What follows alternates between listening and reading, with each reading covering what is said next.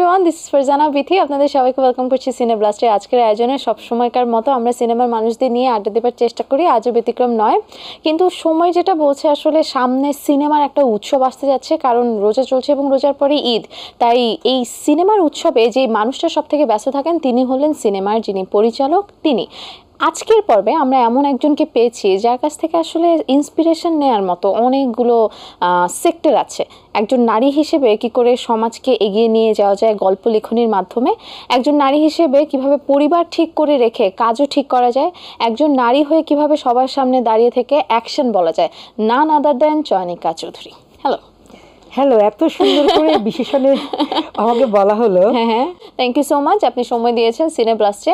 আমরা চেষ্টা করি সিনে ব্লাস্টে যারা আসলে সিনেমার মানুষ, specially director, producers, costume designers, makeup artist, DOPs, তাদেরকে নিয়ে আড্ডা দেবার। তো আমি প্রোগ্রামটা দেখি, আমার কাছে বেশ ভালো লাগে। Thank you. আপনার 24 বছর হলো, কংগ্রাচুলেশনস অন দ্যাট। এবং আপনি সোশ্যাল হ্যান্ডেলে লিখেছেন সুন্দর করে, সৃষ্টিকর্তা উপরে বসে দেখেন সবকিছু। এই কথাটা তারাই তখন লেখে যখন তাদের মনে অনেক দুঃখ থাকে এবং এই দুঃখটাকে তারা শক্তিতে রূপান্তরিত করে। আমি জানতে চাই সেই দুঃখটা কোথায়? শক্তি তো আমরা দেখতেই পাই স্ক্রিনে, দুঃখটা কোথায়? আসলে আমি সৃষ্টিকর্তাকে বিশ্বাস করি, শুধু না, আমি আসলে বিশ্বাস করি ভাগ্য। এটা ভাগ্য আসলে একটা ফ্যাক্টর। আর আমার দুঃখের কথা আসলে জনে বলে কোনো লাভ নেই, বা আপনাকে বলেও লাভ নেই।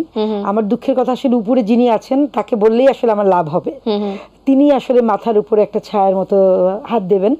এবং আমি সাথে সাথে এটাও বিশ্বাস করি যে ভাগ্য একটা ফ্যাক্টর অবশ্যই, কিন্তু সাথে যদি আমার কর্ম পরিশ্রম থাকে, আমার কর্মে যদি যত্ন থাকে, ভালোবাসা থাকে এবং ডেডিকেটেড হই, তো হয়তো সামনে এগিয়ে যাওয়া যায়। যদিও আমার সব কিছু যা কিছু আমি পেয়েছি এমনি করে পাইনি, অনেক স্ট্রাগল করে আমি পেয়েছি, কিন্তু আমি তারপরেও হ্যাপি যে পেয়েছি।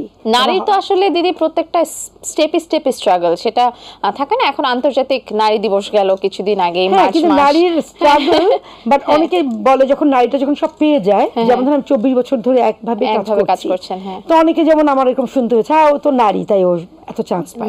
আসলে না, আসলে বিষয়টা তা না। একজন নারী যদি কাজ না জানে তাহলে 1টা 2টা 3টা 5টা 6টা তারপর এত বছর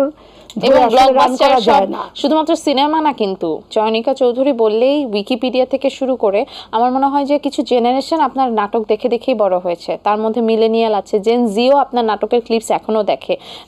মাহফুজ ওনার মতো একজন স্বনামধন্য অভিনয় শিল্পী, তার ক্লিপসগুলো এখন জেনজি শেয়ার করে। তার মানে আপনার কাজগুলো আসলে জেনারেশন ওয়াইজ ছেয়ে গেছে, এটা আপনার জন্য অনেক বড় পাওয়া। না, আসলে আমি মনে করি যে ইয়ং ব্লাড সবসময় পজিটিভ। ধরেন আমি আমার যে 24 বছর পেছানো, তো ওখানে তো আমার তো একটা স্কুলিং আছে, বা আমার একটা কি সিগনেচার আছে।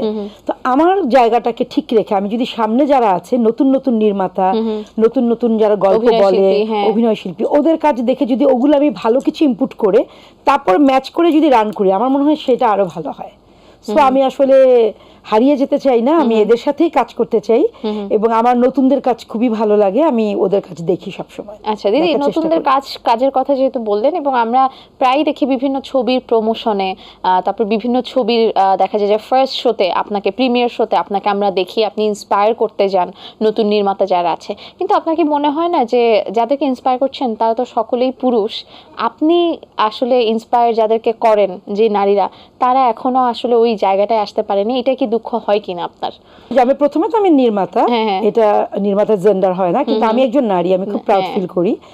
আসলে এই কাজটা তো অনেক ধৈর্যের এবং মাথায় কিছু লাগবে আর কি, থাকতে হবে ঘিলু। এবং আপনার যে ডেকোরামটা, তারপর আপনার স্কুলিং, আপনার ডিসিপ্লিন, এগুলো খুব মানে ঠিকঠাক হতে হবে। সো এটা আসলে সবাই পারে না। আবার মনে করেন আমার ফ্যামিলিতে আমার মা টিচার ছিলেন, সো আমার মানে আমি কিন্তু এখনো ভোর 6টায় ঘুম থেকে উঠি, আমি যত রাতেই ঘুমাই। যেমন গত 6 মাস থেকে আমি ঘুমাই হলো আজান দেয় যখন, ঘুম আসে না। আচ্ছা, হ্যাঁ, তখন তো ভালো একটা মুভি দেখি, ভালো একটা সিরিজ দেখি, এরকম একটা ভালো বই পড়লাম, কিন্তু আমার কিন্তু তারপরে অটো আমি 7টায় উঠে যাচ্ছি, তার মানে কিন্তু আমার ঘুমটা কম। আমার কাছে অলসতা নাই, এটি কিন্তু প্রথম।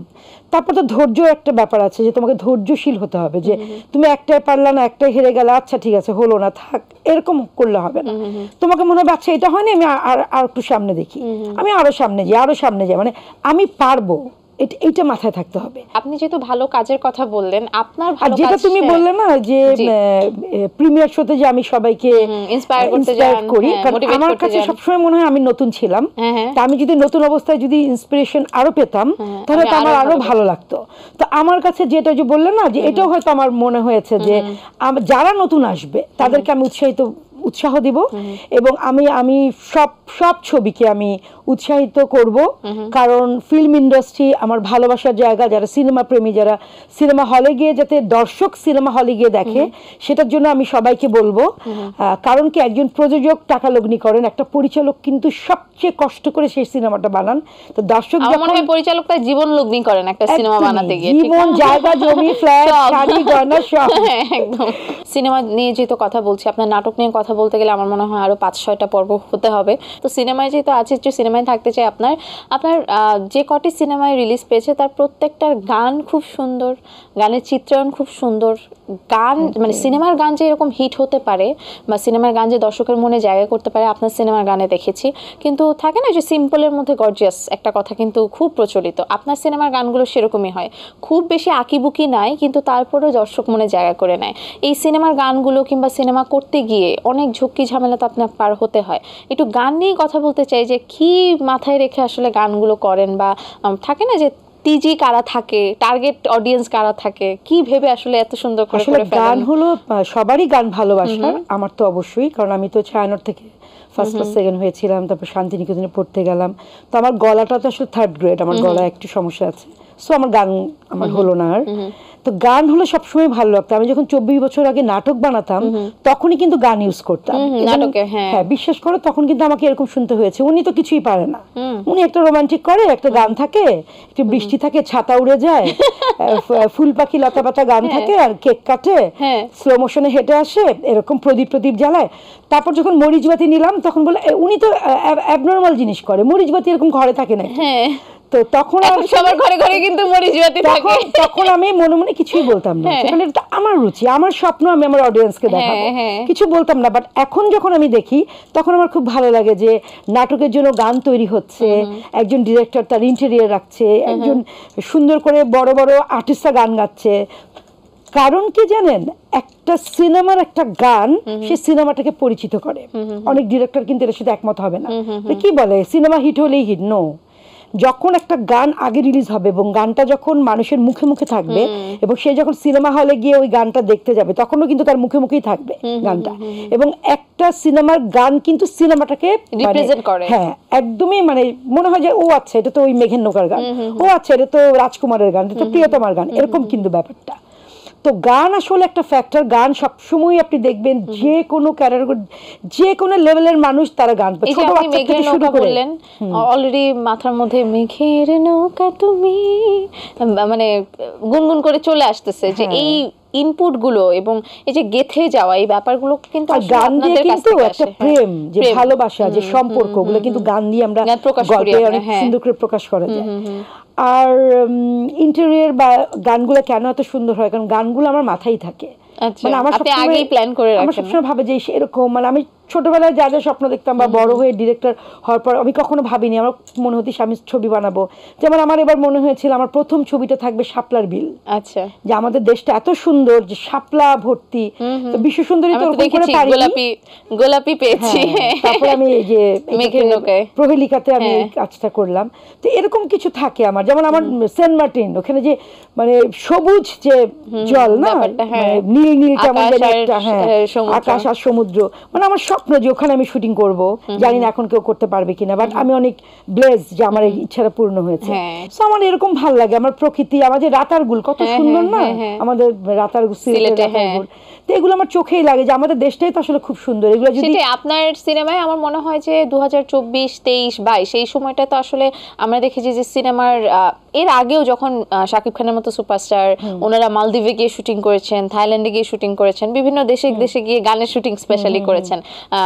সিন তো ওইভাবে আসলে দেশের বাইরে আমরা দেখিনি, গানের শুটিং এ আমরা দেখেছি। কিন্তু একমাত্র আমার মনে হয় যে চয়নিকা চৌধুরীর সিনেমায় বাংলাদেশের স্পটগুলোকে আমরা খুব সুন্দরভাবে আসলে দেখেছি। আপনি চেষ্টা করেছেন রিপ্রেজেন্ট করবার জন্য, এটা আসলে দেশের প্রতি ভালোবাসা থেকে হয়। আমি একটু জানতে চাই ঈদে চয়নিকা চৌধুরীর কোনো চমক আসছে কিনা? না, ঈদে আসলে আমার কোনো সিনেমা নেই। আচ্ছা। আসলে আমার সিনেমা শুটিং হওয়ার কথা ছিল গত বছর।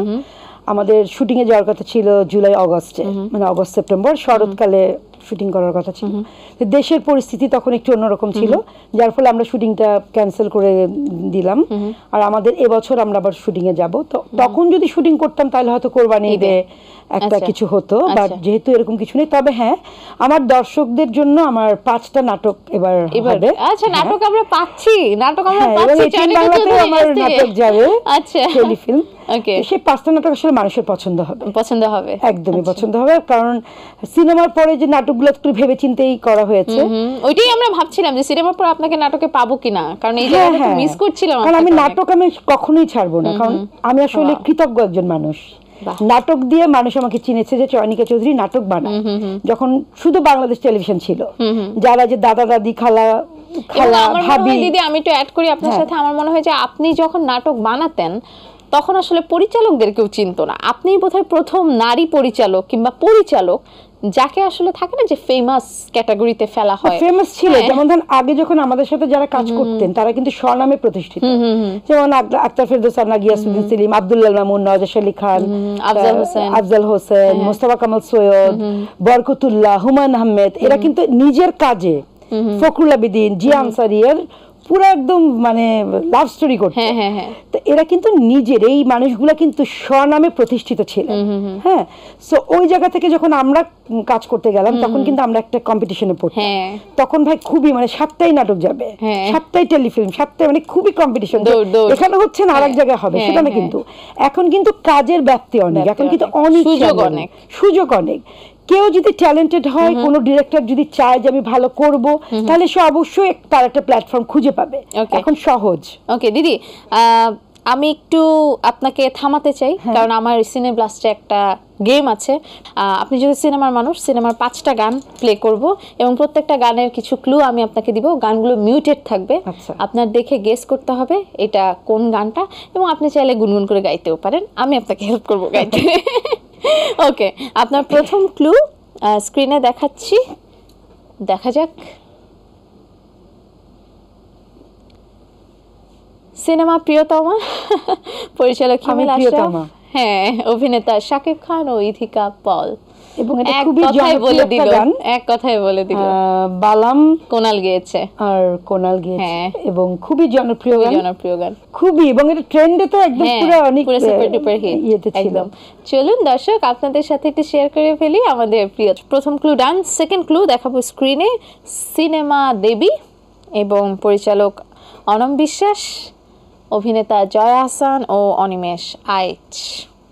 খুব পরিচিত একটা গান। হ্যাঁ, দুমুঠো বিকেল। হ্যাঁ, এবং এটা তো মানে এই সিনেমার মধ্যে এটা খুবই সুন্দর, মানে জনপ্রিয় একটা গান। হ্যাঁ, দর্শক আপনাদের জন্য দেখিয়ে দিচ্ছি দুমুঠো বিকেল। ক্রমশ এ গল্পে আরো পাতা জুড়ে নিচ্ছি, দুমুঠো বিকেল যদি চাও ছুঁড়ে দিচ্ছি, আরো কিছুক্ষণ যোগাযোগ ধরে রাখছি, আঙুলে আঙুল যেন ভুল করে ডাকছি, এ ছেলে মানুষই তুলি দিয়ে আঁকছি। থার্ড গান আপনার জন্য স্ক্রিনে। পোড়ামন্টু সিনেমার পরিচালক রায়হান রাফি, অভিনেতা আপনার নায়ক। ও মা, দেখানোর আগেই ও শ্যাম, কারণ কি এই ছবিটা আমার জন্য একটা অনেক কিছু। আচ্ছা, কারণ এই ছবিটা দেখেই কিন্তু আমি ঠিক করেছিলাম আমার নায়ক হবে সিয়াম হবে, সিনেমার নায়ক। গানটা আমরা দর্শকদের সাথে শেয়ার করতে চাই। ও দিদি, আপনার জন্য অন স্ক্রিনে সুরঙ্গ সিনেমার ইহাও রায়হান রাফির পরিচালক। আমি খেলবো না আজকে, ছেড়ে যাবে না কখনো, আমার মতো কে আর আছে বলো। আফরান নিশো ও তমা মির্জা, আমরা গানটা শেয়ার করবো দর্শক। আচ্ছা করে কিন্তু হ্যাঁ, অমন্তি সিথি এবং তানজিব সারোয়ার খুব সুন্দর গায় দুজন। এবার খুবই সুন্দর ফটোগ্রাফি ছিল। সুমন, এটা হলো সুমন সরকার, হ্যাঁ, আর আমারটা হলো Suman Hossain. Okay, 5 number clue. এটা যদি আপনি পারেন তাহলে আপনাকে লাখপতি বানানো হবে। Let's have a look. Cinema Prohelika, পরিচালক চয়নিকা চৌধুরী, এবং অভিনেতা মাহফুজ আহমেদ ও Shabnam Bubly. Oh my goodness, একটু দর্শকের সাথে শেয়ার করি। হ্যাঁ। মেঘের নৌকা। হ্যাঁ। ওকে, শুনি Sure. দর্শক। মেঘের নৌকা তুমি, তোমায় ভাসাবো আকাশে, সাগরের শঙ্খ তুমি, তোমায় বাজাবো বাতাসে।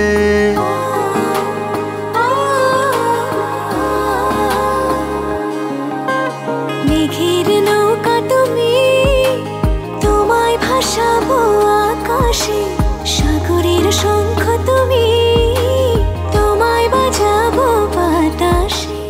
To be noted, this is the very first time at our Cineblast কেউ 5টা অপশন, 5টাই সঠিক উত্তর দিয়েছে। Oh, good. Congratulations. Thank you. আপনি আমাদের প্রোডিউসার সাহেবা যিনি আছেন নন্দিনী, তার কাছ থেকে বুঝিয়ে নেবেন আপনার উপহারটি। Oh, তাই নাকি? এটা তো জানতাম না। Oh, আচ্ছা, great.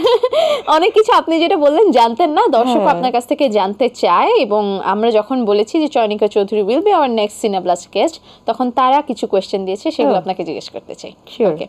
একটা চলচ্চিত্র পরিচালনায় সব থেকে চ্যালেঞ্জিং দিক কোনটা? পুরোটাই আসলে গল্প, অভিনয়, লোকেশন, এটা বানানো, নির্মাণ। কোনটা? মানে মেইন কথাটা হলো প্রোডিউসার না পেলে, প্রোডিউসার পাওয়া একটা চ্যালেঞ্জিং না ব্যাপার। না, সত্যি কথা, কারণ সিনেমার আমার জন্য। প্রহেলিকার সময় কিন্তু হ্যাঁ। আমার 15 দিন আগে প্রডিউসার চলে গেল। আচ্ছা। এটা কিন্তু মিরাকেলি, কিন্তু যে রঙ্গন মিউজিক, হ্যাঁ, জামাল জামাল ভাই, ভাই এবং হ্যাঁ। শাহিন আক্তার, এটা হ্যাঁ। কিন্তু মিরাকেলি, যে বললাম আপনার না, সাথে উপরওয়ালা আমাকে অনেক হ্যাঁ। ভালোবাসে, এটা একদম পুরো একদম হঠাৎ এবং করে দুজন আসলো। মানুষই তো ভীষণ অসাধারণ, এবং অসাধারণ, তারা অমায়িক। মিডিয়াকে ভালোবাসে একদম। আচ্ছা, ভালো একটি কাজ বের করার জন্য আপনার টিম মেম্বারের সাথে কি আপনি মিটিং করেন আগে? অনেক। ওকে, দিদি অনেক জ্বালায় অনেক। টিম মেম্বারদেরকে। হ্যাঁ। এটা টিম মেম্বাররা বলে, বাট ভালোবাসে অনেক। ওকে, কোনো কাজের অফার পেলে প্রথমে কি চিন্তা করেন? কারণ আপনাকেও তো কাজের অফার দেয় নিশ্চয়ই, যে দিদি এই ধরনের সিনেমা আপনার কাছ থেকে চাই, বানাতে চাই, আমি প্রোডিউসারের কাছ প্রথমে থেকে আসলে আসে। চিন্তা করি যে আমার সিগনেচারটা ঠিক থাকতে হবে, এবং আমার গল্পের প্রয়োজনে আমার পছন্দের আর্টিস্ট হতে হবে।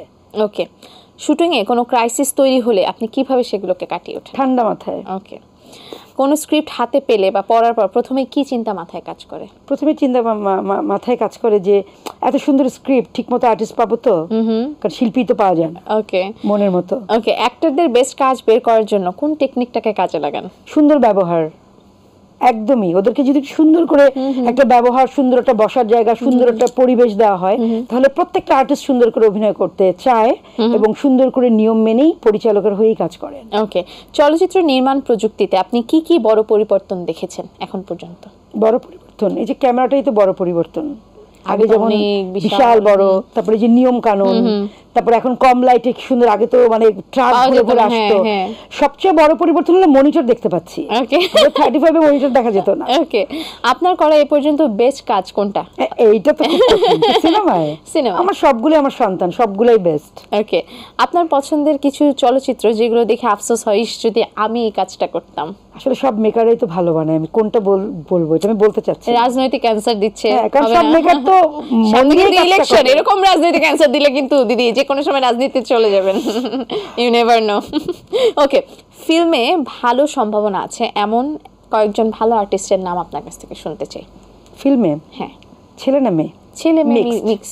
আপনার মনে হয় যে ও ভালো ছেলেদের করবে? মধ্যে আমার কাছে সিয়াম ভালো, মানে শাকিব খান কিন্তু বলছি না। না না, শাকিব শাকিব খান খান তো always, megastar। হ্যাঁ। আমি So শুনেছি এটা আমার দিদি বলা যারা নেই। কাজ করছে নতুন, সিয়ামকে আমার কাছে খুবই ইয়ে মনে হয়, prominent মনে হয়। প্রমিনেন্ট মনে হয়। ওকে, নিশো ও ভালো করবে, এবং একজন আসলে খুবই ভালো করবে, সে কেন আসছেন আমি জানি না। কে কে? সেটা হচ্ছে অপূর্ব।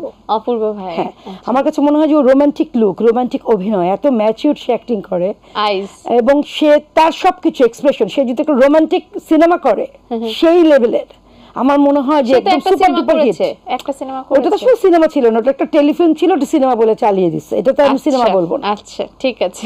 আর মেয়েদের মধ্যে আছে, মেয়েদের মধ্যে যেমন পড়ি, ওদের বলার কিছু নেই, বুবলি খুব ভালো করবে, তারপরে পূজা পূজা চেরি, চেরি। হ্যাঁ, ও যদি একটু ঠান্ডা মাথায় কাজ করে খুব সুন্দর করতে পারবে। আচ্ছা, আপনার কাছে কি মনে হয় কোন অ্যাক্টরের ফিল্ম ছেড়ে তার আগের কাজটাই করা দরকার? না, এই বিষয়ে আমি কিছু বলতে চাই না। না না, বলেন না, আমি দিদি, সবাইকে রেসপেক্ট করি, আমি এরকম করে বলার মতো মানে জায়গা থাকে না আমার যে নাই। মডেলিং করে, সে সিনেমায় এসছে কিংবা নাটকে এসছে, তার আসলে মডেলিং সে এ ফেরত অনেক দেয়। আশা করেই সিনেমায় এসছে, সো এই আমার এই কথাটা বলে তাকে তার মন ছোট হওয়া বা এটা করাটা ঠিক হবে না। আচ্ছা, বরং সে আরো ট্রাই করুক, ওকে, যারা মডেলিং থেকে এসছে হচ্ছে না কিছু, বরং আমার মনে হয় একবার না পারলে দেখো শতবার, একবার দুইবার তিনবার, তারপর সে নিজেই বুঝুক নিজেই চলে যায়। যে হচ্ছে না, তো নিজেই চলে যাক। ওকে, সম্প্রতি কোন সিনেমাটি দেখেছেন, দেখে কেঁদেছেন? প্রিয় মালতী। কোন দুজন সম্ভাবনাময় আর্টিস্টকে ছোট দুটি টিপস দিবেন? আর একটা দেখে কেঁদেছি, সন্তান, এটা অবশ্য আমাদের দেশের না। কোন দুজন সম্ভাবনায় আর্টিস্ট যাদেরকে ছোট দুটি টিপস দিবেন? ধরেন আমার বুবলির কাছে কথা বলি, আমি আপনার নায়িকা, তাকে কি টিপস দিবেন?